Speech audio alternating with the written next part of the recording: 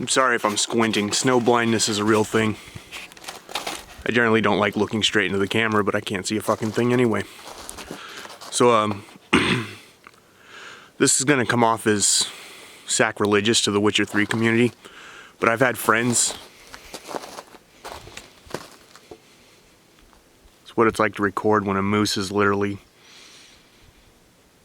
I don't know, 15 feet away from me. Even if they're friendly, you don't want to trust them.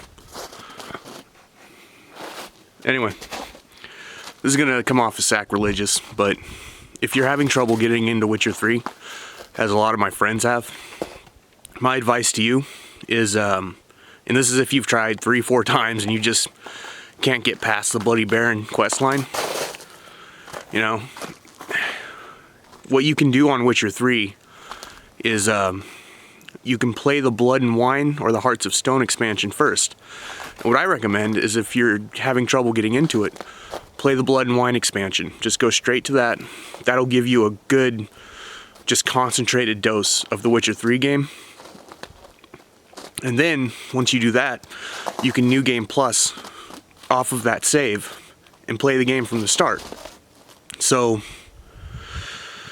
that way, you got some cool armor, you got some perk points to mess around with your build, and that'll give you, you know, something to do while you're getting through that brutal first 25% of the game, because it is slow. I'm on the other side of a lot of Witcher 3 players. I hate the Bloody Baron questline. It's slow, very story oriented, and that's awesome. If it means anything, I'm not a huge fan of Hearts of Stone either. I love Gaunter O'Dim, but I do it for the glasses, man. But yeah, and you actually don't even need to finish the Blood and Wine in its entirety. You can play a little bit of it, or just start the game at the Blood and Wine expansion and New Game Plus right off of that. You know, because that's going to give you some armor, some weapons, and some perk points. Yeah.